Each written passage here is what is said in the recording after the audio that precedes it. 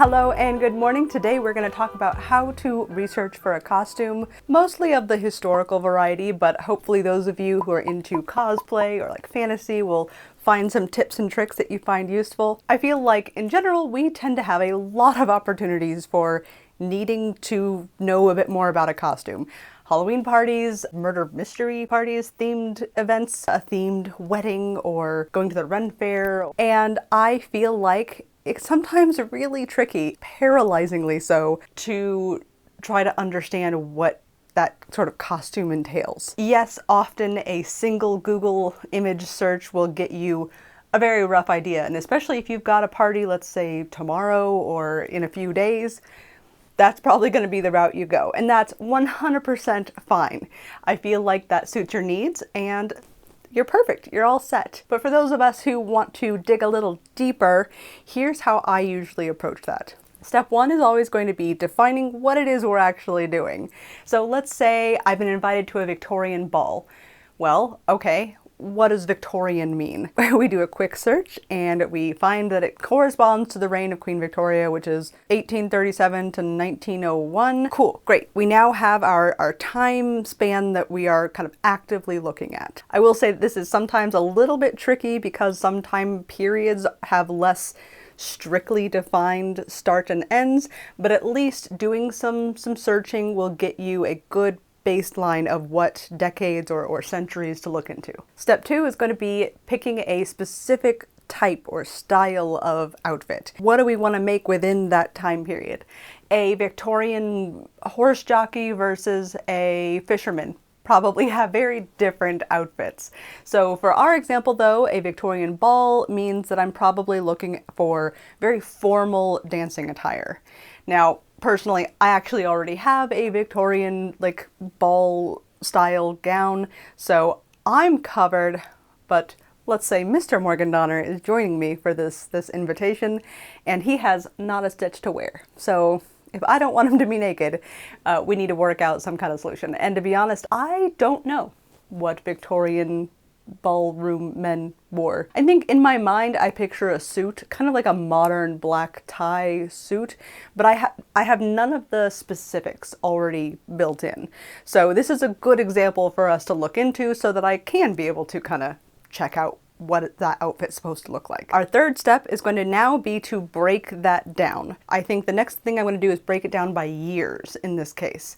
Obviously, different time periods might call for different breakdowns. Like let's say you're going to an 80s party, you might just do early 80s and late 80s. Or you might skip it and just be like, I don't care, and just do all of 80s in one big lump. But for Victorian, I feel like the fashion is quite different at the beginning of the period versus the end.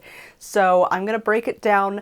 I think decade by decade is maybe a little bit more than I feel like going into, but maybe every 2 decades. So we'll do the 20s, the 40s, the 60s, and the 80s. The 20s is of course before what we're interested in, but I do feel like sometimes it's really handy to look into what the time fashion was doing right before what you're actually looking into, because I feel like that really helps you see an evolution of fashion happening and gives you kind of a bigger picture. If you already know your year or that just doesn't apply, then you might break it down however makes sense to you. If you're making a Princess Leia outfit, then maybe you would break it down by movie, you know, episode 1, 2, and so on.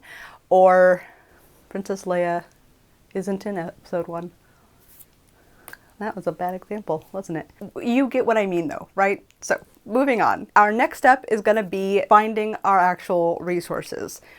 And this is the tricky step. This is the one that takes the real time. It can be just really hard to find what you're looking for and takes, in my experience, just a lot of searching. I do like to start out very general though. So something like literally Victorian fashion, Victorian clothing, Victorian man, you know, I start very general. A lot of what you see might not be what you're looking for and not very helpful, but at least you start kind of getting a baseline, and sometimes you will see a relevant image that you're like, ah yes, great. And then you click in and you now have at least one image or one link that is viable. Once you start having some images that you want to keep to reference later, you got to figure out what you're going to do with them, how you're going to save them. You do have a lot of options for this. You can, of course, just save them directly to your computer desktop and then maybe organize them by folders within your computer. You could use your bookmarks folders to save the links to the websites, which is sometimes helpful if they have a lot of images that are helpful, or they just have useful like text information that you want to be able to reference back to. You could instead do something like a word processing type document, and that lets you save links and pictures to some extent. It's a little tougher, but you can.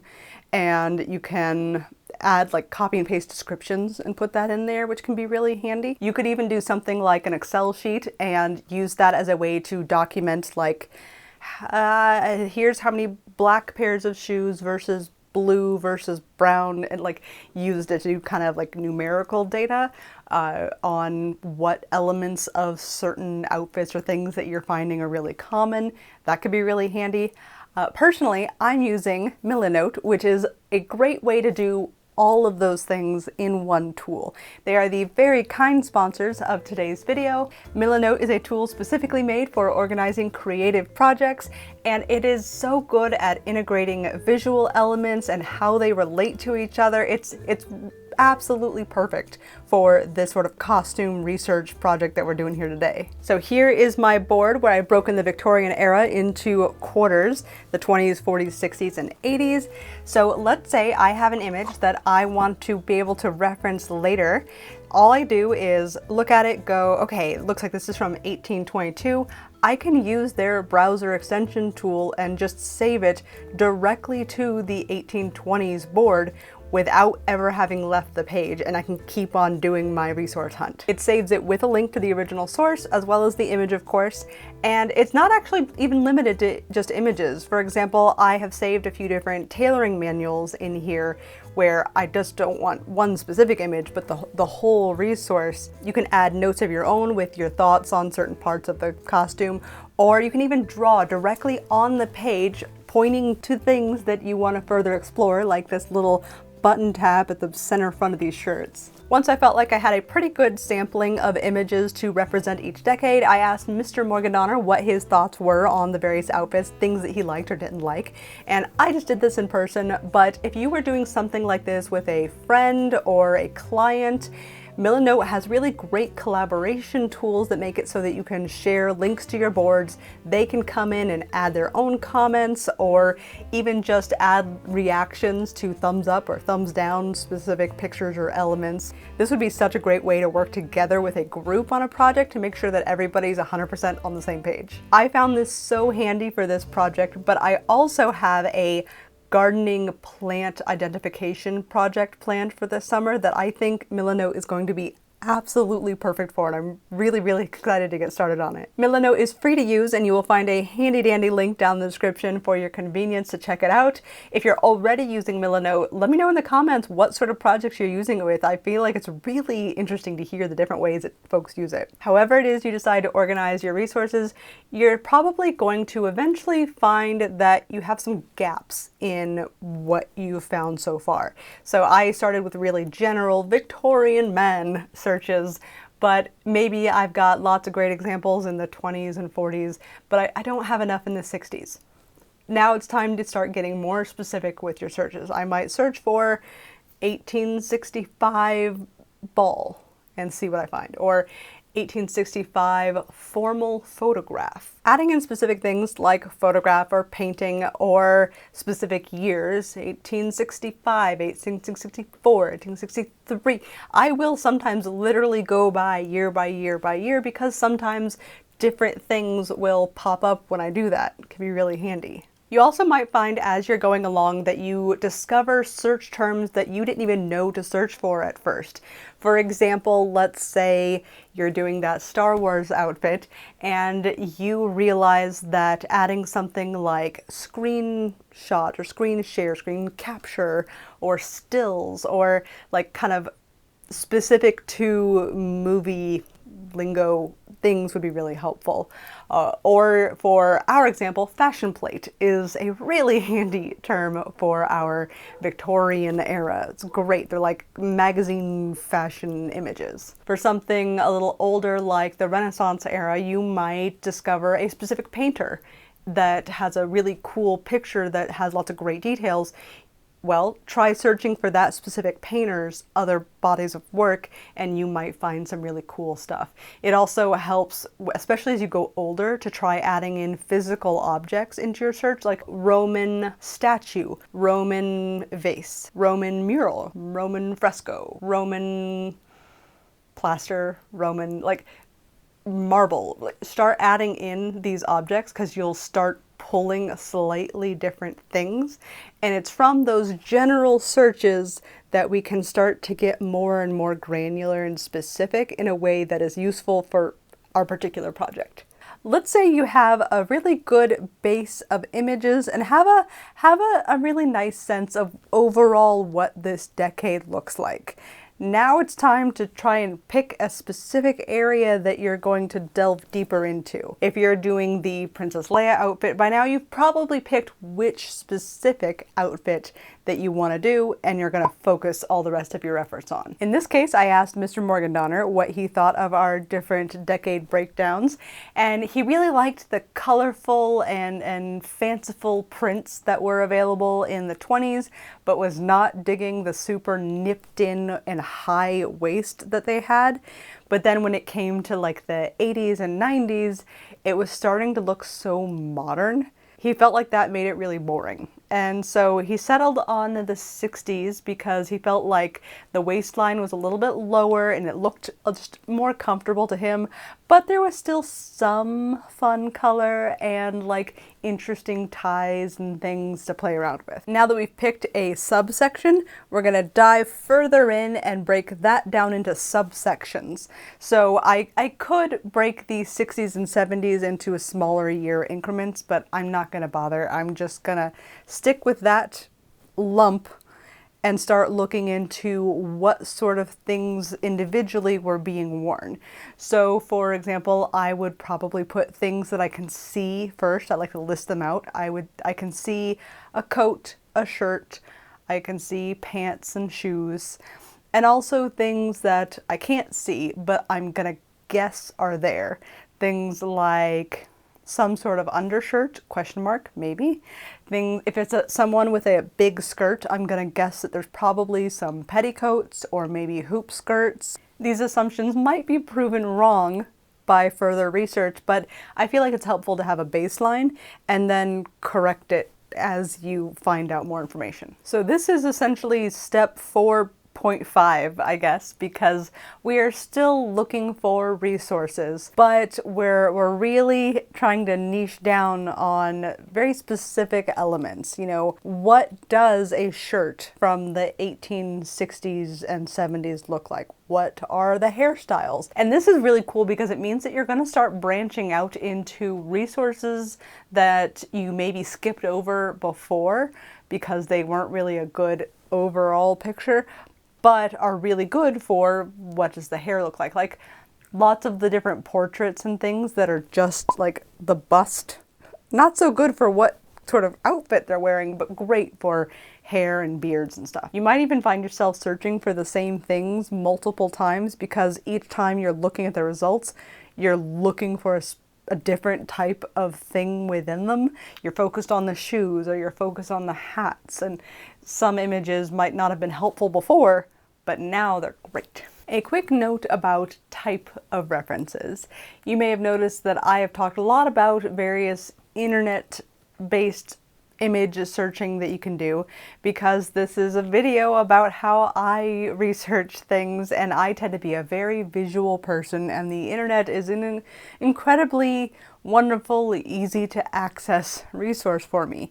But maybe you live near a really big, excellent library. Maybe you even live near some museums that you can go in and like physically look at things in person, which is so cool. Sometimes, depending on what I'm looking for, I might have a relevant book or two, although I think in this particular case, Everything I've got is either the wrong century or just the wrong type of outfit. I have lots of women's clothing outfits and not as much on the men's, so internet it is. If you are sticking with the internet, like me, then there are some resources that you might want to check out that you perhaps haven't considered. Like tailoring manuals, I feel like those are something that I stumble upon every once in a while, and I'm like, oh yeah, I didn't even think to search for that. So searching for patterning manual, drafting manual, tailoring book, blah blah blah, plus like insert object that you want to make can be really handy. Even if you can't go to a museum in person, a lot of them have really great websites where you can search their collections and look at extant objects of whatever it is you want to make. I feel like I do a lot of focusing on portraiture, whether it's fashion plates or photography or paintings, which are excellent for getting like an overall sense of outfit and styling, but looking at those museum pages to look at the actual extant object can be really, really cool, especially once you've decided what you're looking for, and now you can go hunt down hats of the right period or shoes of the correct period, you know what I mean? Looking at dress diaries or blogs or videos or Instagram posts even of people's outfits who have made the same thing that you want to make can be really, really helpful. It can be neat to see how they've approached it. You can also compare and contrast. Sometimes the drape on their outfit you think beautifully matches what you want to aim for. So sometimes they'll have their resources listed out like, oh, the fabric is from this specific maker, or you know, things like that. Sometimes they've already done a ton of research for you and they have a really great page with, I did this way because I saw this specific image, and that can be so beautifully helpful. It's worth looking into any pattern companies to see if they've made a pattern that is close to what you want to make. Even if it's not quite right, if you see something that's like in the general zone, that might be a really helpful starting point for you to do the actual making of the outfit. That's the kind of thing that I would definitely save links as I find them, because maybe I'll come back to it and purchase that pattern. Along kind of the same vein would be any ready-to-wear clothing companies. Like there's a company I found that does a bunch of like Victorian men's shirts, including some formal ones. So I definitely saved that link because I thought, well, maybe I don't have to make myself a shirt or make Mr. himself a shirt. I can just buy that and then focus on making other things that aren't as easily purchasable. If you're doing something in the movie vein, sometimes it can be really, really helpful to look up what the costume designer was of that particular show or movie, and they will sometimes have like behind the scenes photos on their Instagram. Or they might even have had news stories occur where they're talking about how they made this thing or that thing. And you can sometimes pick up really helpful little tidbits that like, oh, this particular cloak was a twill wool or something. Like you can get little bits that you might choose to go in a different direction because of expense or access to things, but it's still really neat to know. And that can just be one helpful direction to search into. Honestly, Facebook groups or similar like old forums that are not even active anymore, but they're still up, can be really, really helpful, like surprisingly so, for looking at a specific thing. A lot of outfits, in particular things that are not the most strong visual resources available.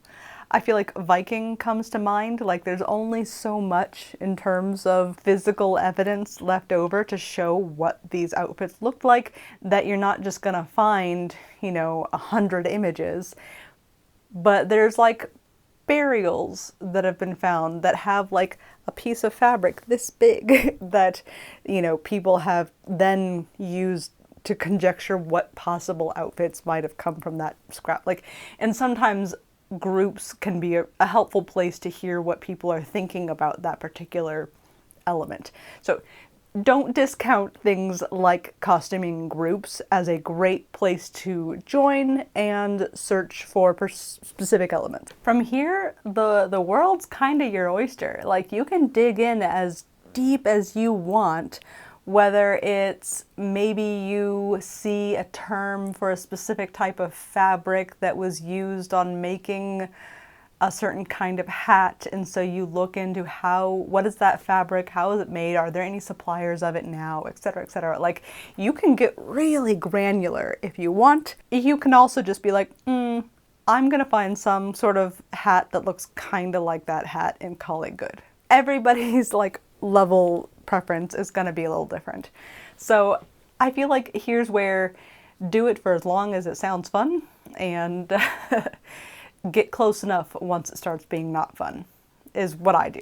So I hope that this has been at least somewhat useful. I know that whenever I'm very first told that I need to make an outfit for a specific time or place, that sounds like a weird thing to say, but I feel like it's weirdly happened several times. Like, I get invited to a thing and I have just no idea what to wear because I haven't already done anything in that time or place, and I'm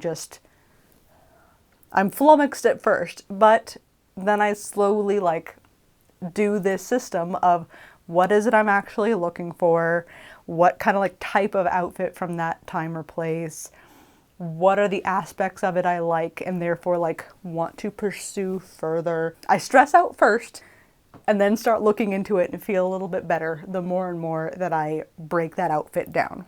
So I hope this has been helpful for you, and I also hope that you check out Milanote if that sounded like something that might be handy for your next project. I think you guys will have a lot of fun researching your next outfit. I know I have been. Right, see ya.